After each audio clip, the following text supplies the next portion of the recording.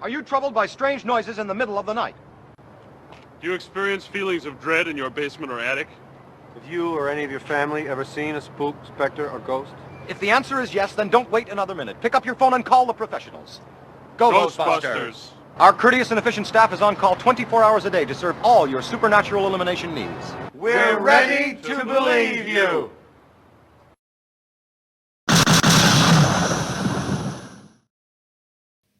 Hello, welcome to another Get Your Geek On, the first Get Your Geek On of 2019. I'm Fraser, aka Cosplayer, and in case that little introduction video at the start didn't clue you in, that is if YouTube hasn't been like, no, you can't use it, it's copyright.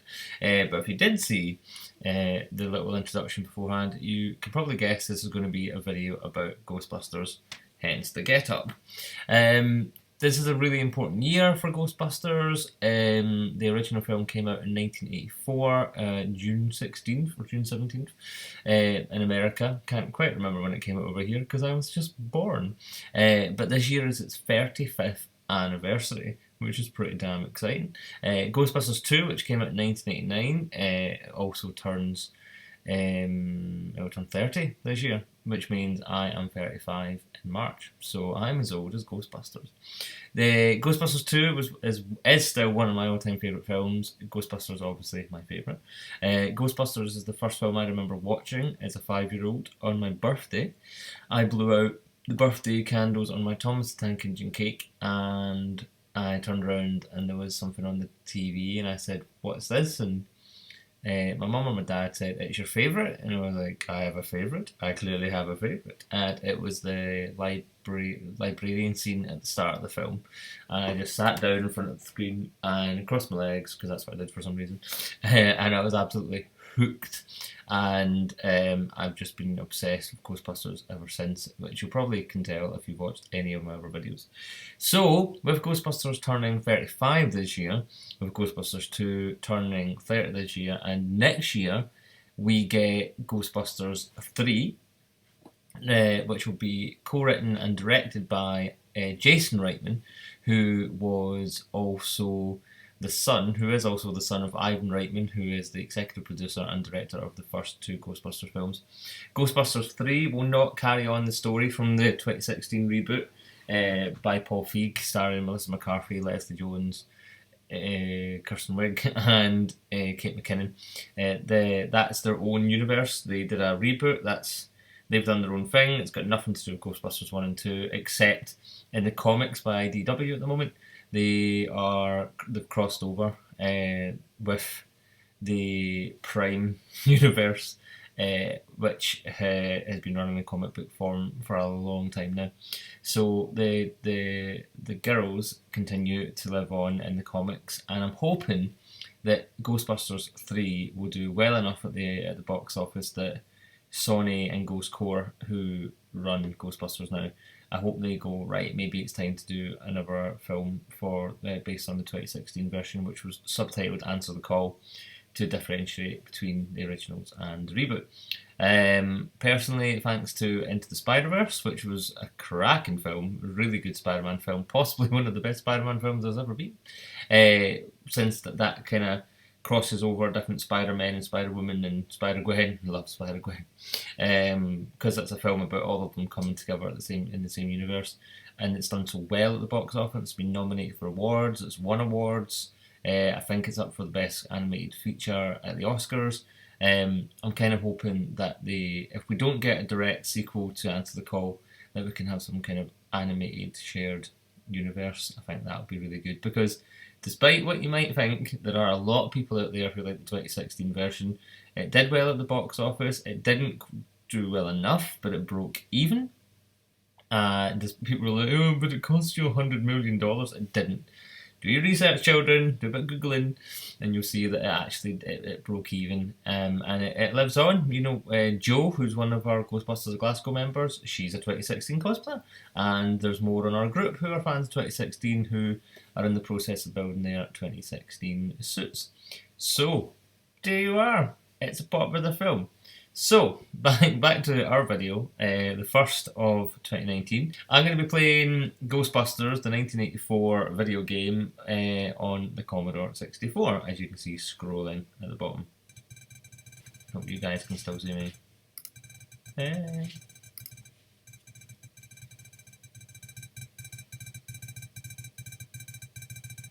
Now, there's cheats out there to get unlimited money. But we're not going to cheat, we're going to do it right. I do not have an account. Boys and girls, this is what entertainment was in the 1980s. This is what we used to do before your PlayStations and Xboxes. 35 in March. Because I'll get $10,000. I wish I had $10,000. I wish I had £10,000. So I think I want the classic car. So press spacebar for your car options, but I think I have to push. Right, so let's look at number. Right, so I think it's the station wagon we want.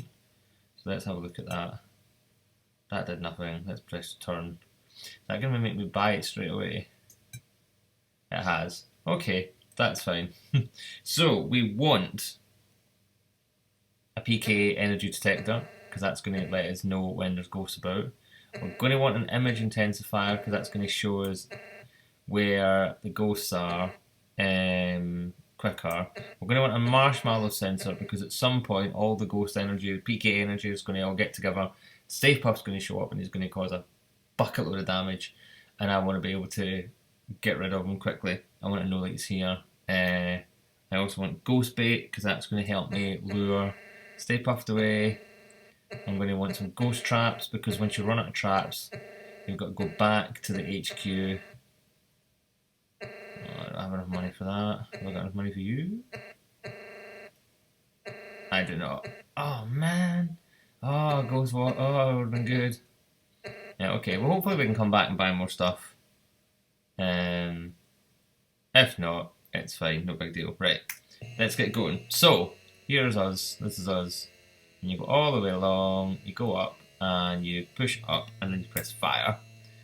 And then we're on our way. This song will get on your nerves pretty quickly.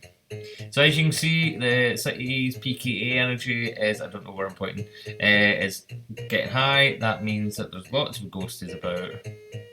So, very simple. You place your wee Ghostbuster here, you place him at this side, and you press fire. And then your next guy pops out, you press set, and then you fire your beams, and then you wait until he gets in the middle. Come on. And you don't want to cross the streams, and we caught him! That's us. So that's me use one trap, and as you can see, the ghosts are already coming over. Now I can't remember the key. Right, I'm just going to go back to HQ for now. And the reason I'm doing that is I can empty my trap. Oh, I usually have so much more money than this. Oh god, there's lots of little ghosts. So Egon took some readings from the PK energy this morning, and you know, based on his recent findings, there's going to be a paranormal creature which is going to be the size of a 100-foot Twinkie. I mean, that's a big Twinkie. Now normally I would have my little Hoover and you could suck up the ghosts as you drive, but I spent all my money on other things. Bait! Kicking your ass today, Marshmallow Man.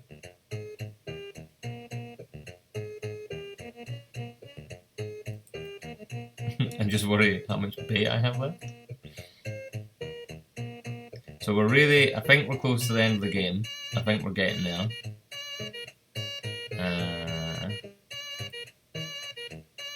Come on. Go where I want you to go. Yes. So back in the day, when I was a kid, and when this game came out, this was as close as we got to catching ghosts. And it was brilliant. It was amazing. I don't have any traps. And it was amazing. This is what we had. And then in 2004, they released the video game on Xbox. PlayStation, PlayStation 2, PlayStation 3, PC, not Mac, and it was written by. I'm way ahead of you now, dude. B.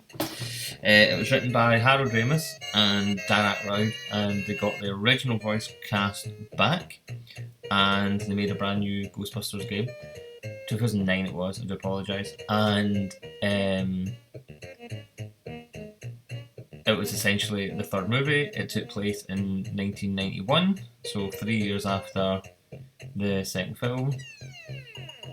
Bugger. He slimed me. I was right there as well. And it was essentially the sequel. You can watch it online. They've edited all the cutscenes together, so you can watch it. And it was great. It had ties to the first one and the second one. Oh no, I ran out of bait. Oh no. Oh no. I'm gonna lose money for this.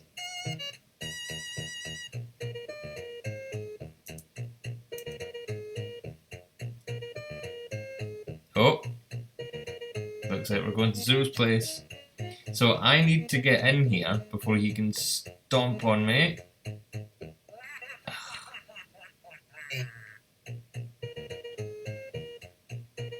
I think I only have to get one through.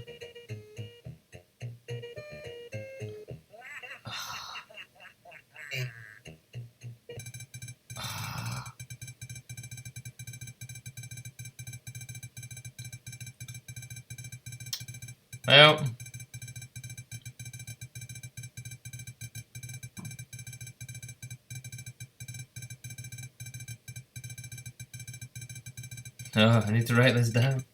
So I've tried twice now, and twice now I haven't done enough to to beat the game, which is really annoying. But hey, that's life, right? So that's going to be the end of the Commodore 64 version for now. I'm really annoyed that I didn't complete it. I'm gonna keep trying, but you don't need to be bored watching that. If you don't want to see how the game properly ends, you can find that on YouTube by googling Ghostbusters Commodore 64. Thanks for watching. Thanks for listening to me ramble. It was fun playing the game again. I've not played it all the way through, nearly to the end for a long time. So that was fun. Nice little nostalgia trip, and I'm looking forward to getting back to trying all the ones that I've not played before, as many as I can possibly get my hands on. So I'm looking forward to trying them out in the different systems. And yes, that's it for now. Thanks for watching Get Your Geek On. Hopefully see you next time for the next episode. Don't forget to go out there, be geeky, be kind to one another. It's a hostile, toxic time in the fandom, and just remember, treat people the way that you would expect to be treated. General life advice, usually quite a good one to follow. So thanks for watching. I'll see you out there in the geekdom, and until then, have a good one. Thanks very much, guys. See you later.